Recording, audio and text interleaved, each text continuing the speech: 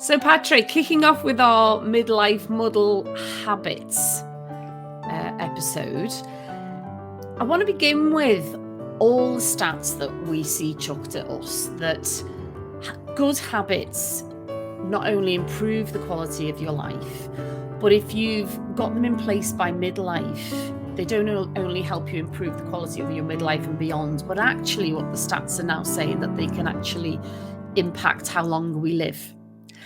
So why is it that we struggle so much to put brilliant habits into place?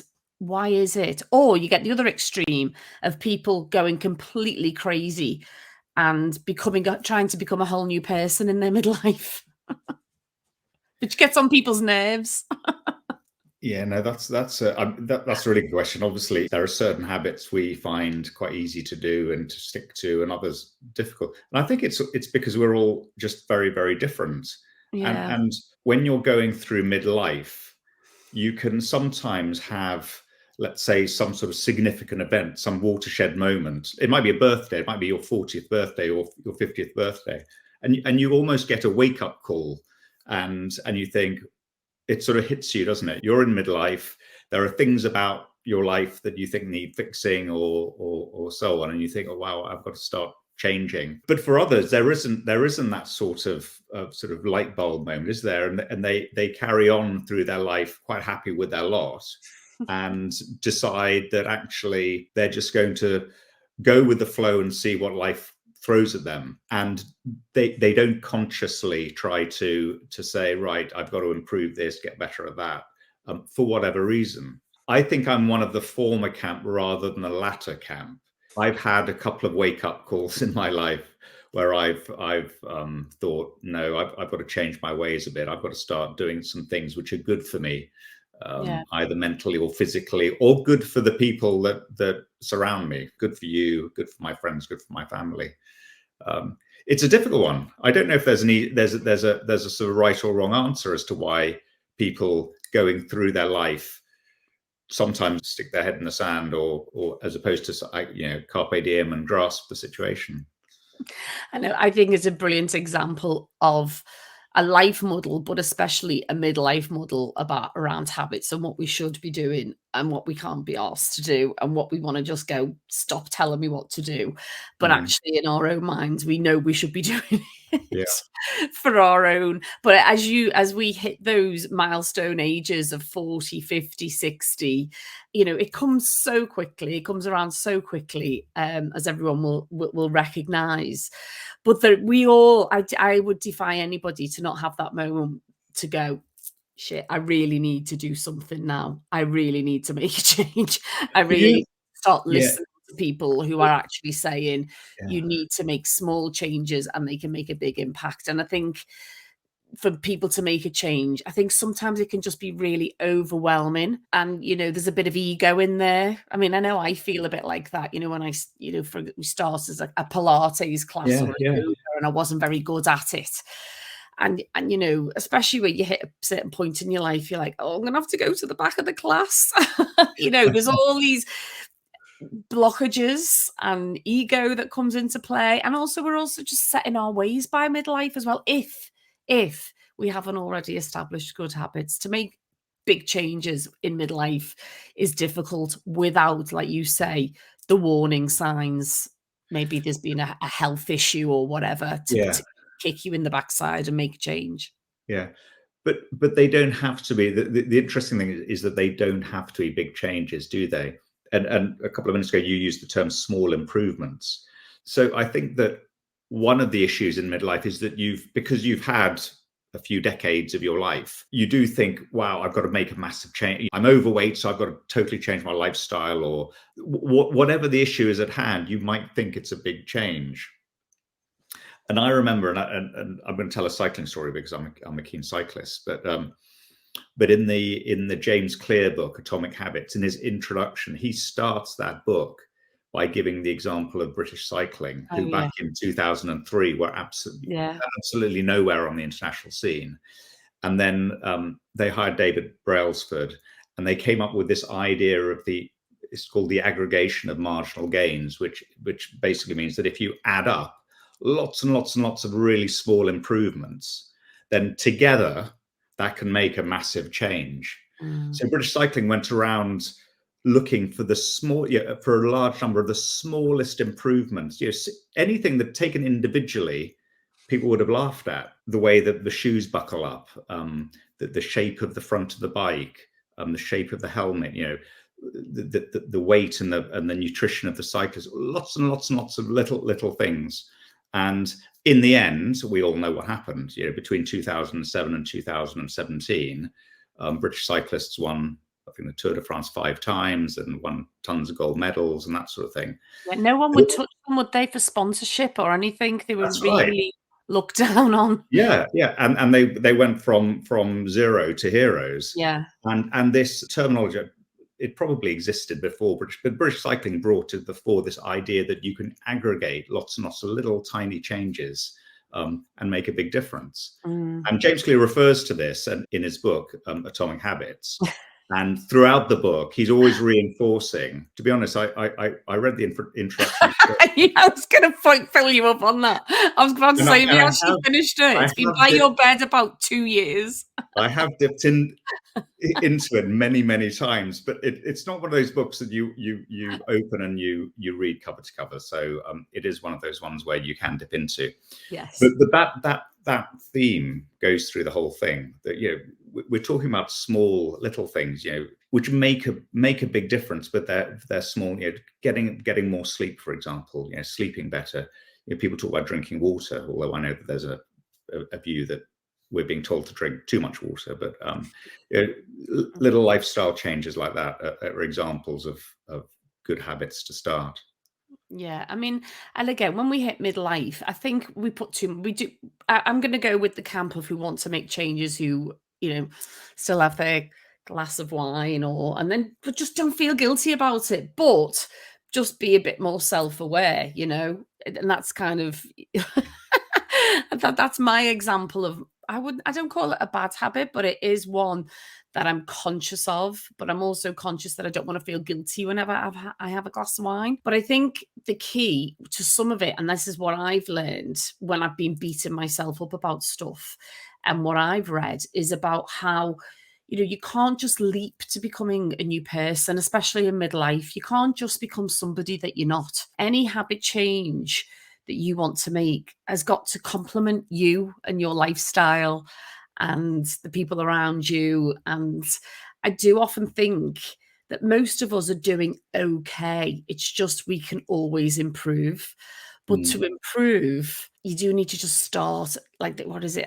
My favorite saying, journey of 1,000 steps begins with one small step. The key is to not let it overwhelm you, to think that you've got to become, for example, in my case, brilliant at yoga overnight, after going for 2 months even. I think it's James Clear again. He is the habit guru. If anybody who hasn't got his book and you want to know more about habits, that's definitely the one to go to. But he talks about compound interest, doesn't he? And how just the smallest of changes consistently, you've got to look at the long game. It's not going to happen overnight. So don't beat yourself up about it.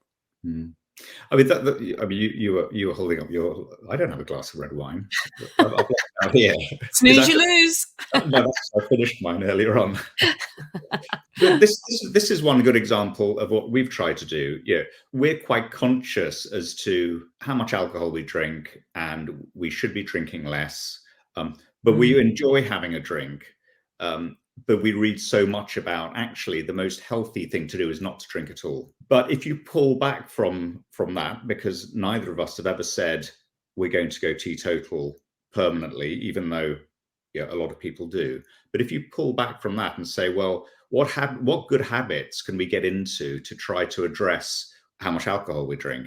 We sort of do quite a few different things, don't we? One is that what you try to do is substitute your alcohol for something else that's pleasurable, and we've talked about, obviously we get non-alcoholic beer in, we've tried non-alcoholic wine. You sometimes say, instead of a gin and tonic, make me a sparkling water with a slice of lime and some ice, maybe some flavored water, or we've even said things like, let's not drink at home, let's only drink when we go out, or let's not drink Monday to Friday, or let's try to go 2 or 3 days without having a drink.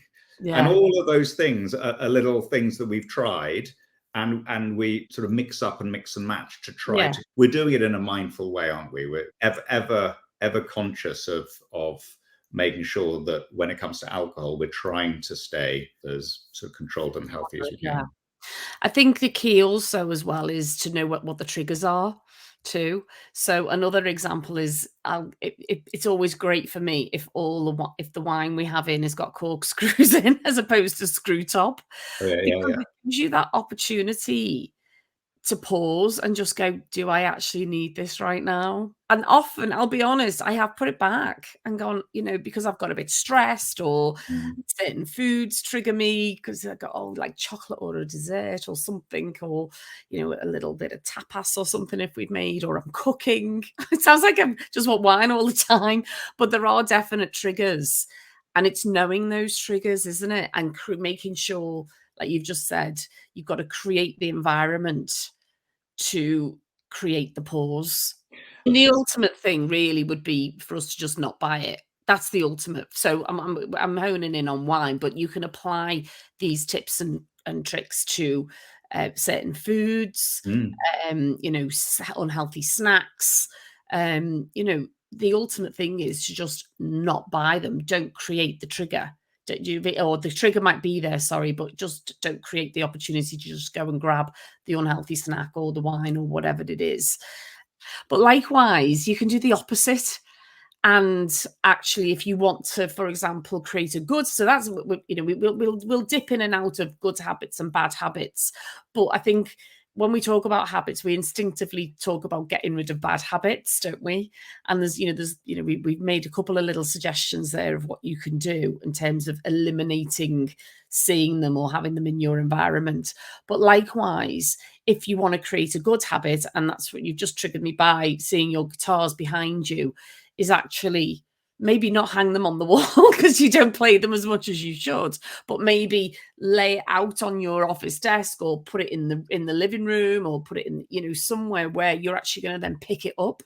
And they say the same about reading, don't they? If you want to read more, again, small steps. Don't beat yourself up if you haven't read a book for a while. But if you want to pick up a book and you're conscious that you want to read more, give yourself a small target of, say, 5 pages a night or 10 pages a night, and then leave the book open on your bed. And so when you get into bed, you leave your phone downstairs. I mean, we're dipping into all our habits here. Don't take your phone upstairs because it impacts on your sleep, and leave the book open on your bed at the page where you left it. So you're more likely, you don't have the distraction of the phone and you pick up the book instead. Habits are meant to become so ingrained that they become automatic. Yes. And when they get to the stage of being automatic, by definition, you don't even think about them. I think a lot of people use cleaning your teeth as Yeah. I'd like to think that most adults, if they wouldn't get into bed having not cleaned their teeth. They'd be very conscious of the fact that they hadn't cleaned their teeth because it's been drummed into them. I mean, for me and for you, cleaning your teeth in the morning, cleaning your teeth in the evening, and maybe other times of the day is automatic. We don't sort of Mhm. consciously put in the diary and so on. So that's an easy one. But for many habits that you're taking up anew or changing your behaviors and so on as an adult, it is quite difficult to get them so that they're becoming automatic. Because if they don't become automatic, they just become a fad. You might do it for a month or two and then it drops away. That's another area of habits which is important to sort of try to get a grasp of, is when you start something, how is it that you're going to make sure that you stick at it? The famous example of that is gym memberships in January. Mm. Everyone goes to the gym in January to get fit and lose weight after Christmas blowout. But then by the end of that first month of the year, apparently the stats show that just drops right off. Yeah. Again, it's tips again, is to not think of a habit as looking for an immediate change.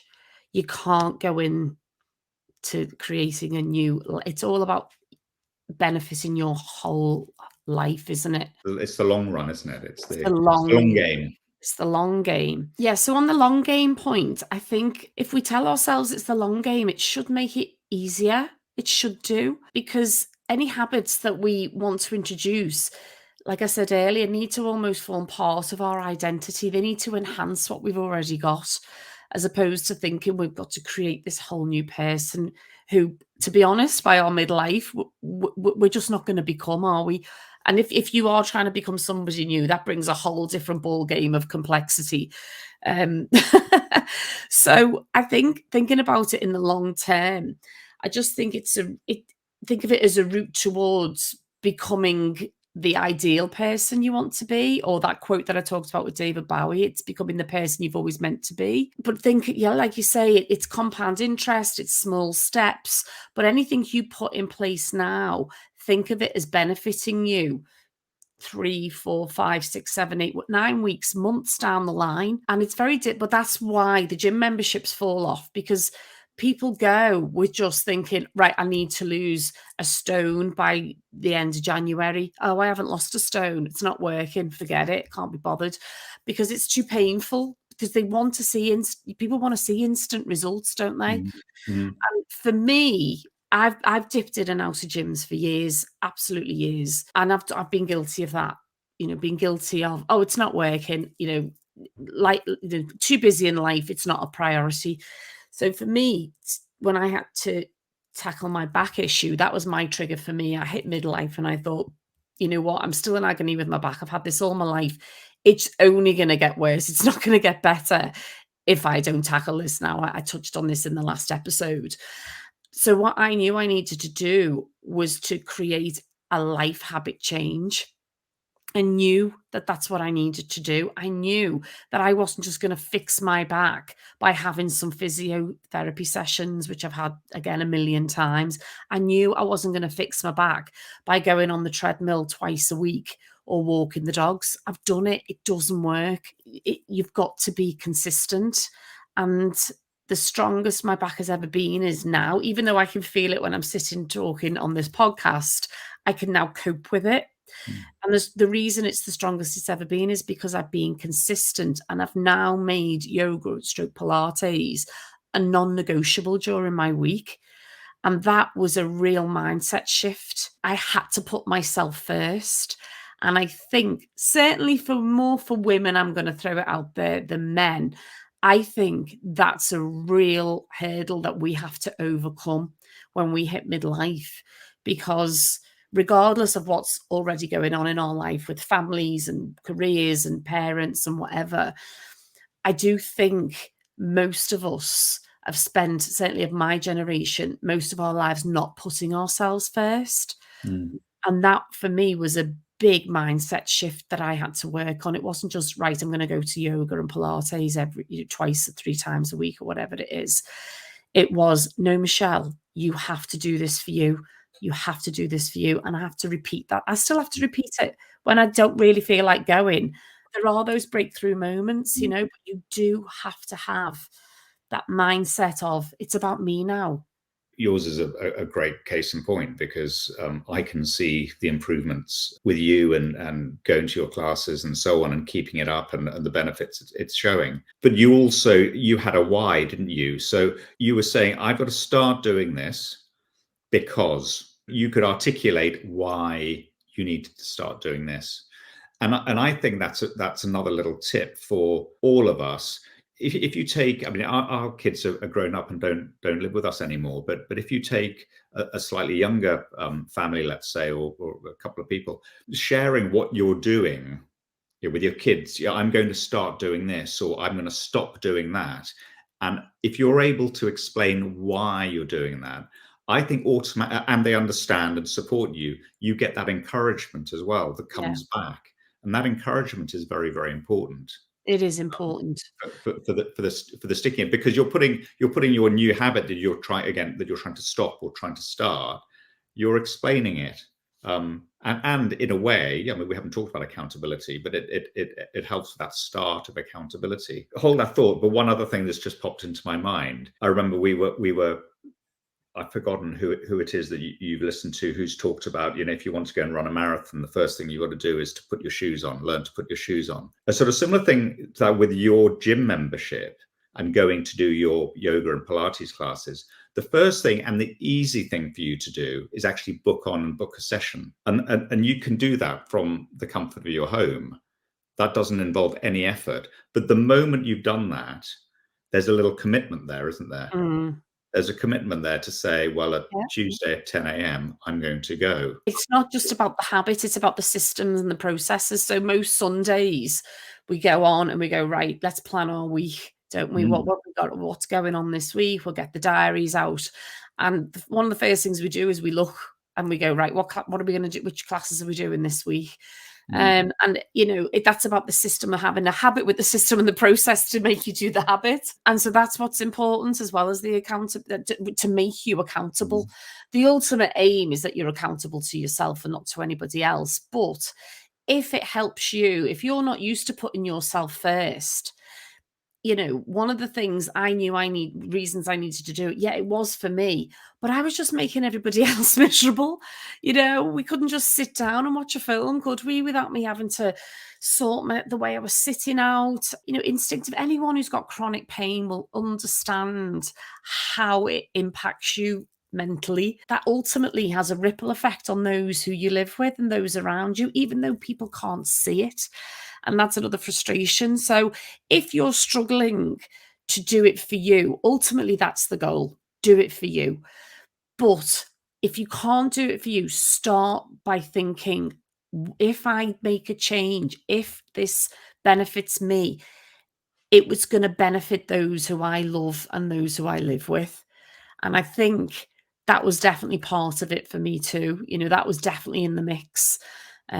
So that's another tip, I think, for making a change.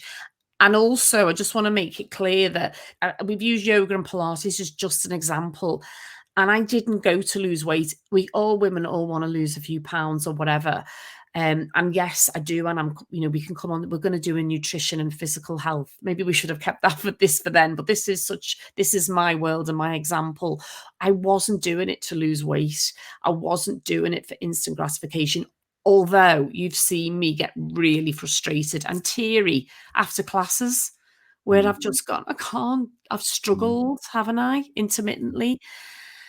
But you've really encouraged me and gone, it's fine. I knew you pointed out where I've done quite well, or you've spotted me doing, you've gone, God, your leg went a bit higher that today, or bloody hell, Michelle, that was really good, and it helps me when you struggle a little bit. That's the sadist in me. When I've got myself in all sorts of shapes, and I look across and you're doing the perfect pose, and I think, oh, what am I doing wrong here? Finally, I can do something a bit better than him. Your point is about, although you might be doing it for yourself, there are knock-on effects to positive knock-on effects to other people. Whilst you were saying that, I was actually thinking there are probably very, very few good habits that don't have something positive, a positive knock-on effect to somebody else. So any habit which is, let's say, improving your let's say your physical health in terms of has to be good for your loved ones, because it means that you're going to reduce your chances of getting certain illnesses. You might live a little bit longer and so on. It goes without saying that things that can improve your mental health are good for you and the people that you surround yourself with. And like I say, there are very few habits that don't have some sort of, even if it's a very indirect, some sort of benefit to the people that you surround yourself with. The only caveat I'd put on that is you've got to communicate your why, like you said, and keep talking to those people around you, and don't become obsessive about it.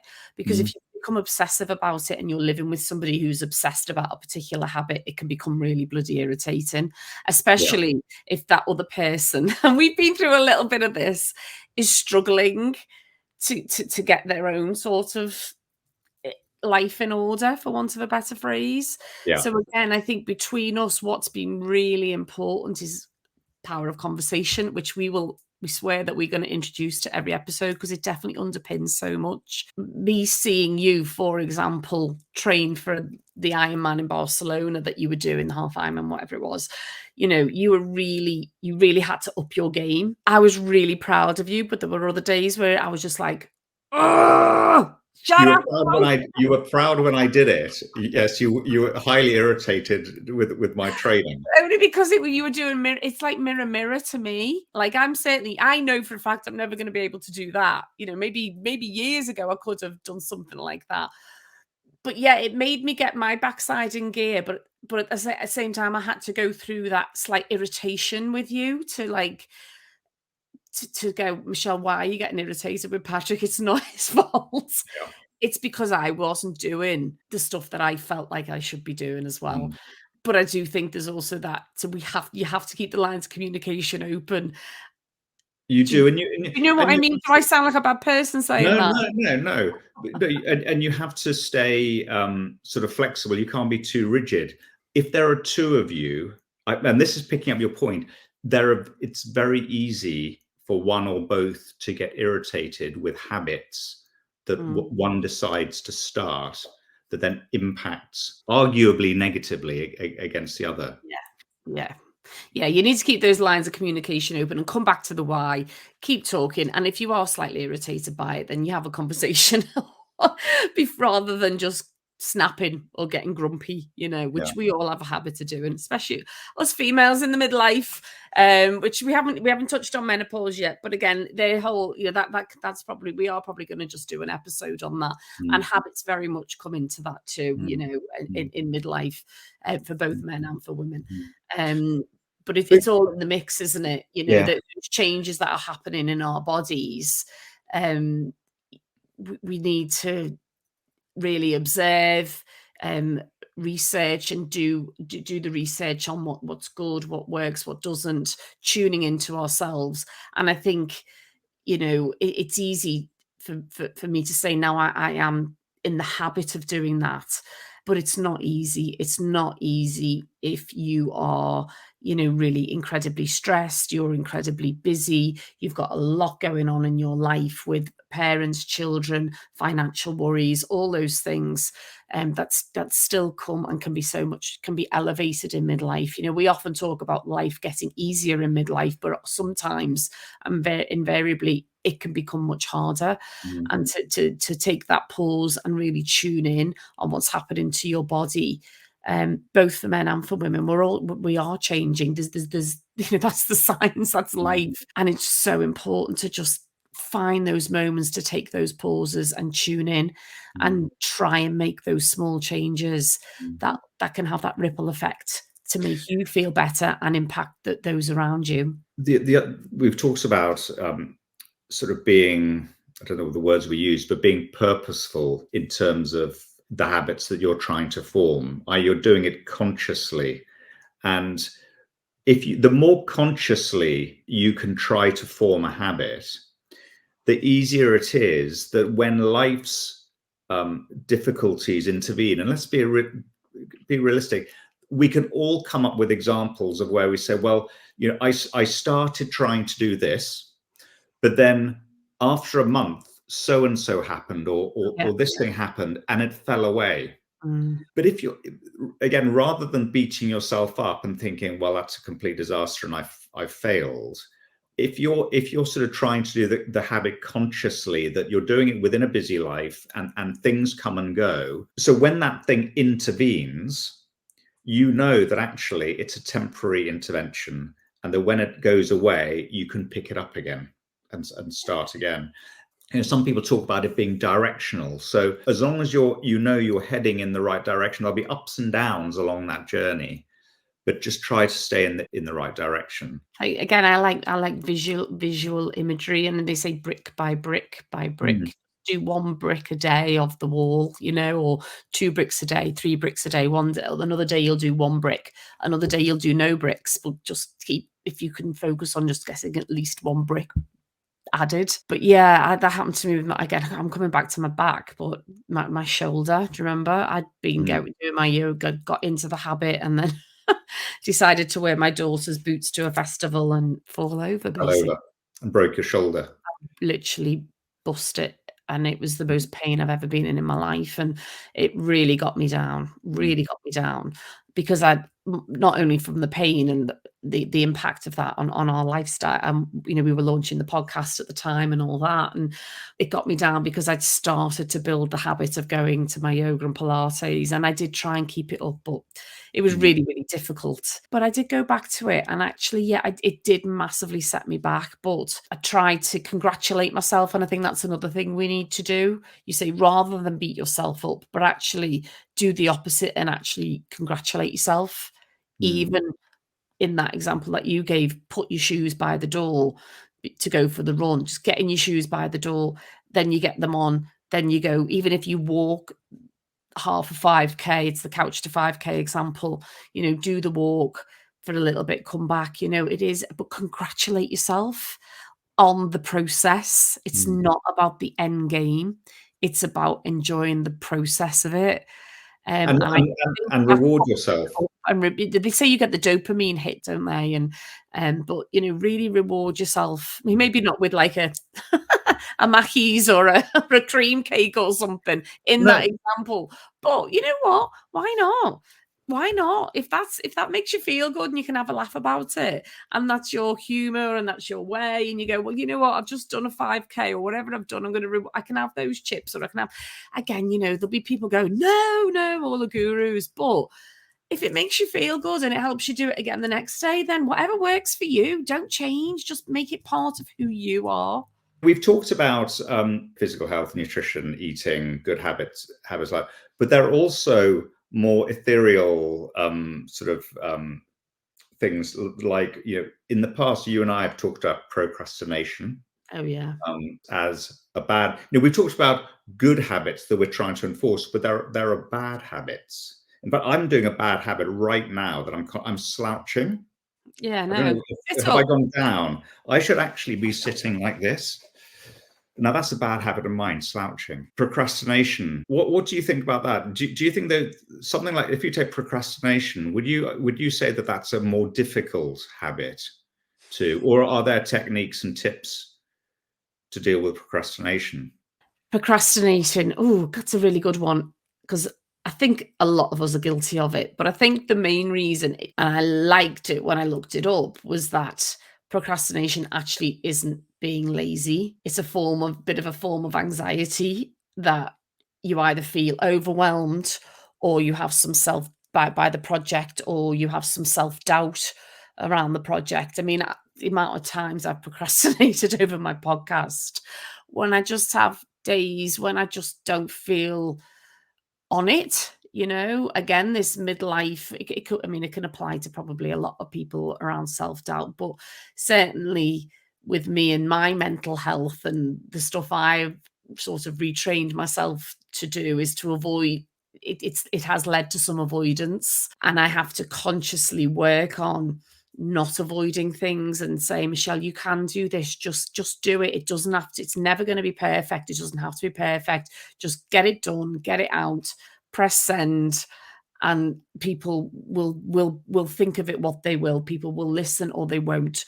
There's all those that there's a lot of self-talk, which again we've done the episode on, that comes in for me in terms of procrastination. It's something that I acknowledge that I do, and I think that that's the first step, is to acknowledge when you're feeling that way. I know you're really good, Patrick, at list writing and ticking off, and I think we're both everyone's a bit guilty of procrastinating. We'll always find something better to do if we've got something to do that we want to avoid, because there's always something to do, isn't there? You talk about me and my list, but even I get let down with my lists, because the list, if you don't actually manage to tick things off the list just gets longer and longer, and it's a source of stress. And then I discovered the idea of taking your list and turning it into two lists, or annotating each thing to distinguish between things that are urgent and things that are important. Mm. Because you can have a whole lot of things that you think are really important to do, but actually, if you didn't do them right here and then, it doesn't really matter because they're not urgent. I know, but you And know what? That's just more time working out what you'd rather just No, get on but with no, it. no, no, but it doesn't. Which one's Certainly urgent for and which me, one's no, important? for me, it allows me and it motivates me to get something done. It allows I me to know. decide what I need to do rather than going off. See, the thing I like the point you made about as a habit. If and we're talking as if procrastination is a bad habit, and that's arguable as well. But Yeah, if we're saying it's a bad habit, you're saying that it's not about being lazy, no. and that's absolutely right because most procrastinators or people, let's say, have a tendency to procrastinate. Let's say you and me, if we're not doing the thing that we think we should be doing, it's not as if we're not doing anything. We're actually keeping ourselves busy doing other stuff and just putting off the thing that we think that we should be doing. So we're certainly not lazy. You're just deciding to do other things, and as you say, sometimes for very very good reasons because your head isn't in the right frame of mind to get it done. Yeah. Yeah, no, I think we all probably suffer from that, but I think the key is, how important is the task to you to get it done? And really, it needs to ultimately become a non-negotiable if you want to get it done. You fix that time in your diary. Again, there's another phrase that I like of eating the frog for breakfast. Do it first thing in the morning if you're avoiding it, Mm, because the sense of relief for the rest of the day, if you feel like you've achieved something first thing in the mm, morning, it does actually set you up for the rest of the mm, day and make you feel good about yourself. But if you don't do it first thing, it's just not going to happen, is it? mm, It might, but again, it's just unnecessary use of energy. I think we'll look to try and wrap up what is a very much a muddled topic around habits, certainly in our midlife. But I think to try and simplify the muddle, what I would suggest is scrap a piece of paper, write down what you want. Start with what do you want your future self to look like in perhaps 6 months' time. So it's not too far down the line to overwhelm you. I mean, you can go 5 years if that's what you ultimately want to do, but I think to make it attainable, I would start with something like 6 months. How do you want to look and feel about yourself and your environment to be in terms of those people around you, how you want to impact them if you're struggling to put yourself first. And I think a bit of visualization, just sort of close your eyes and in an ideal world, okay, just try and put aside the realities of what's going on in your life. But what do you want to look like, or how do you want to feel in 6 months' time? And even if you write that down, if you think it's not attainable, then but still have it there because that's what you want to achieve. And then I think bringing in the realities of life and the realities of who you are the first things what small changes can you make? What needs to be in place for you to become that person, or at least head towards becoming that person and feeling that in that positive way? What small changes are realistic that you can make and start there? Just basically just make a start, even with the smallest changes, down to putting the shoes by the door if you want to become somebody who runs a 5K twice a week or whatever it is. But I think the goal needs to be attainable. But it's got to be important to you. You have to shift your mindset to make sure that you are putting you first at the heart of it. You're putting your future self first, you're putting your health first. And if you do that, believe it or not, it will have a positive impact, not only on yourself, but those around you. And I think that's the key. And single tasking, I think, is also important. Just do one thing at a time. Okay, you might think that you want to take on, the big challenge. Go ahead if that's what you can do. But if it's something that, you've got a million things going on, you've got stuff going on in your career, you've got stuff going on at home, you've got stuff, other things, other responsibilities, just try and make the smallest change because honestly, over time, the science shows that if you stay consistent with that small change, it will become automatic and it will make a difference. It really, really, truly, truly does. I think they're probably my top tips and not beat yourself up if, but there are days when you don't achieve even the smallest of goals. Congratulate yourself on the things that you've done. Another thing would be to just stay mindful and stay present on the goal, putting yourself first, keeping your why at the heart of it is absolutely key. Another tip in terms of looking at any habits that you want to change or alter or delete, there's an approach called edit and delete. So ADE or AED, however you wish to try and remember it. And it's, again, I'll let you pick up on that, Patrick, because I know it's something that you're interested in about, building on a good habit. We're not saying that people out there don't have good habits already. Look at those habits and congratulate yourself on what you already do and think, okay, I'm doing that automatically now. That's giving me space to add another one. Once you start becoming, it gives you the space, takes some stress away. The stress is gone of having to add, of having to create a new habit, but it gives you the space to build on it and add another one. That's right. So, yeah, it does. And we've talked a lot about trying to start good habits and the ADE or AED letters. So, as you're saying, adding good habits, deleting and trying to get rid of bad habits, and then edit, the E being edit. And the example we gave much earlier on was about when we were talking about drinking. Just try to change your habit. Try to make a small change in your habit to try to turn it towards becoming a good habit, but without actually, it's a sort of slow process. With the list that you're talking about, Michelle, in terms of the objectives and the habits, the 1 or 2 habits you want to do, it's a great way of reminding yourself, you're going to start doing good habits and try to get rid of bad habits. But just to pick you up on that, just remember with all of this is we're sort of setting a bar of the average person. For example, with drinking, if drinking is a real problem, it may need to be that you get some advice. At least that's another step to take. We're just giving some generic, the average Joe issues. But if it is a major problem and it's taking that step to get some advice or go, eliminate it from your life completely, please bear that in mind as well. There's tons of advice out there. Please do have a little look on Google. Again, it's a step towards making a change. And these are just little examples that we're looking to give. So please just look at your own life and apply it to the issue that you want to tackle. And as I say, reward yourself and congratulate yourself on the good stuff that you already do. And remember that, everything we do automatically, we had to learn. We had to start. We all learned to walk as kids, read, write, spell, cook, all these things. Everything that we do, we've had to learn. Everything from scratch. Podcasting, all the, but everything you do becomes part of your identity.